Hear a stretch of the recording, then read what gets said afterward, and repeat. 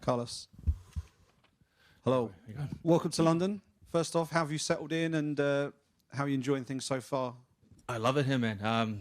So team and I, we arrived a little earlier, which is good. Yeah, just helped us to acclimatize and get used to the timing here, the sleeping patterns and everything. And I just love it. The weather's good, well, for us now. So everyone dresses well here, and it's helped me to understand and just keep up my standards.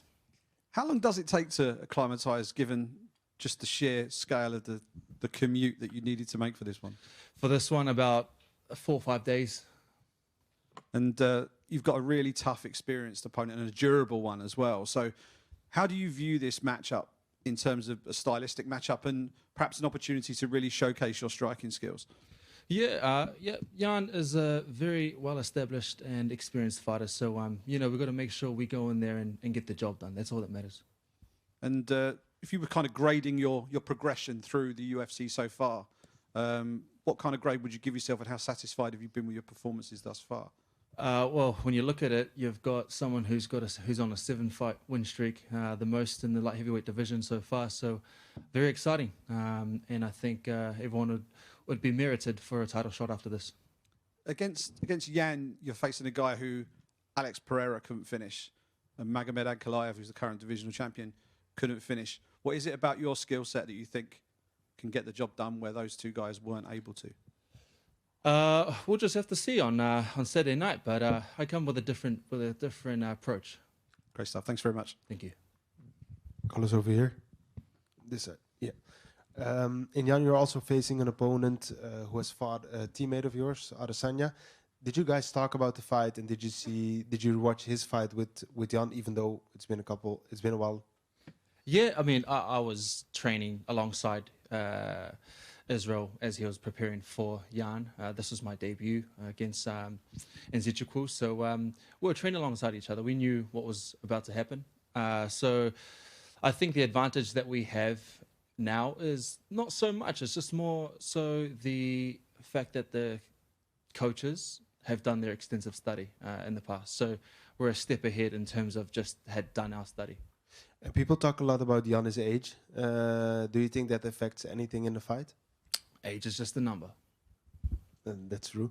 One last question for me. The current champ, Magomed Ankalaev, and I heard the rematch is almost signed against Pereira. Do you think you're the definite #1 contender if you win this fight? Yes, a fight, notable win over Jan Maciej Błachowicz would definitely merit a title shot after that, so for sure. And where do you see the holes in Jan's game for you? It'll present itself. Okay, good luck this Saturday. Thank you. Over here, Carlos, Absalon for Absalon MMA. You said that you're going to watch out for the holes, but people see you as more of a striker, Jan Blachowicz more of a well-rounded fighter. Do you think that you're going to have opportunities in all around the game, or are you just focusing on striking? We will have to see. It is a secret until it's not a secret. It's going to happen, but I have full faith that I'm going to get the win. And do you think it's an advantage that you have a teammate that fought him, or do you think it's a disadvantage for him to have already fought this style of Eugene Berman? Not so much an advantage, but every fight is different. I know Błachowicz has seen this fight differently, and he's going to approach it that way. He's smart. He's a chess player, and that's the way I'm going to view it. He's the first former champion that you face in the UFC. How much of an honor is that for you? Very much so, and a win over Jan would definitely merit it. If you don't get the title shot, who is the opponent that you would most like to fight against, since you had an upcoming fight against Jamal Hill? Is it the one that you would want to face if you don't get a title shot after? There's a title shot there, brother. There's a title That's shot what you there. want to get. Thank you. Good luck. Thank you. Carlos, over here. How much did you value the experience you got in a technical fight against Volkan Oezdemir, a former title challenger? Yeah, a lot, man. I mean, I took a lot from that fight. I mean, obviously, I wanted to get the knockout, as I usually do, but you live and you learn. I took 3 rounds with someone who was supposed to have been a great striker and on a great roll. So for me to do that to someone like Volkan was a wild defeat in itself. And if you are to win there's been a trend of fighters weighing in as a backup to then earn their title shot. Do you feel that with the rematch between Pereira and Ankalaev, do you want to weigh in as a backup to potentially earn your spot more than just this fight? Yep, that could happen too. Thank you. Carlos, just quickly, how do you think a rematch between Alex and Magomed will go down? I know that Alex will work on the holes that he needs to. He'd probably be in the gym right now as we speak, doing that. And he's a player, and I could see he'll make the differences that he needs to, or the adjustments. And but I just feel that Ankalaev, he's a strong player right now too, and anything can happen at this point. So do you see Ankalaev holding on to the title when you finally get that shot? That's something I visioned for sure. How do you think a fight with you and Ankalaev will go down? You know how it goes down. You know how it goes down. All right, thank you. Carlos, you got asked before, down here, sorry. You got asked before about, obviously, Izzy's experience with Jan, but Eugene as well as one of the great coaches. Have you kind of seen another level of his coaching, given how much knowledge he'll have of your opponent and just the kind of level of detail he goes into with that? Yeah, Eugene, Twist, and Andre, they all do their study. So I trust in my corner, and whenever I step in that octagon, I put all my trust in them. I let them be my eyes when I'm in that octagon, and I just do my work. And the amount of travel you've had to do, those guys have coached all around the world. How much have they been a benefit to you as well? A massive benefit. I mean, we're a big team.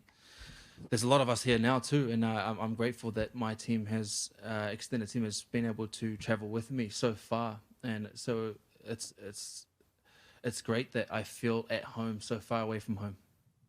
Thank you. Carlos, some fighters don't like their opponents to have a bad blood with them. You've met Jan Blachowicz. What do you think about him as a man and as a fighter? Are you able to unlike him? Yeah, whenever I step in that ring, nothing gets in that way. So, but before and after, I've always viewed and I've always followed Jan. I respect him as a man. And the way I put it is, I've got 2 sons, and like if I feel that my sons could look up to someone like him, then that'll be good. I view that way. He is he can inspire kids and people around the world, and I like that. Last one from me. What do you think about the current situation of Israel Adesanya? Do you believe that he can be again a champion in UFC? Once a champion, always a champion. Thank you. Thanks very much. Sorry again from Against the Fence. News on the line is that you used to be a male stripper yourself, and soon you'll be stripping a particular male of the title, perhaps. Give it some time. Got to get past the challenge this weekend, of course. But how far would you say you've come from the man you once were to the man that you are now, standing before us today? Yeah, a very well-developed fighter. And from the beginning of my career in the UFC, everything was kind of fast-tracked during COVID. I was put in the Shark's Den, on the Lion's Den pretty quickly. So we had to learn to adjust. And now I've got the momentum and understanding of how MMA is. So I'm just riding the wave. And for the note, I wasn't stripping. It was more so hosting parties and just enticing women to come into clubs and stuff like that. So yeah, just put it out there. Of course. Just one more question from me real quick. It's should you get there, who would you rather stylistically be matched up against, Pereira or Ankalaev? Pereira's obviously a very dominant fighter and a champion as he's been. And that would be a massive fight. I've always said that a fight between myself and Pereira would be massive. Just 2 warriors, cultured warriors, to go up against each other.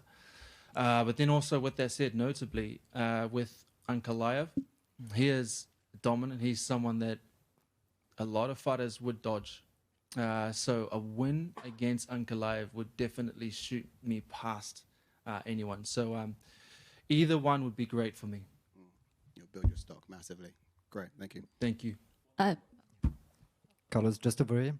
You come with another teammate, Kevin Joseph, French UFC fighter. He has a judo background and good grappling. Does he help you with the preparation against Jan Blachowicz as well? Yeah, nah, he's amazing, man. So that's the whole reason why we have Kevin on board on this camp. Is he's sharp, man. His grappling is second to none. Obviously, his judo is amazing. He's got the good judo chop, which he's taught everyone a few times at the gym. So he's known for that one. But you know, everyone plays their part. Everyone plays their part, and I'm glad that we've all collectively come as a team. And all I got to do is make sure I finish the job. Good luck on Saturday night. Thank you, sir. Hey, Carlos, it's Kat. When you said there's so much more on the horizon besides having the belt, would something like being on the cover of GQ be on the horizon?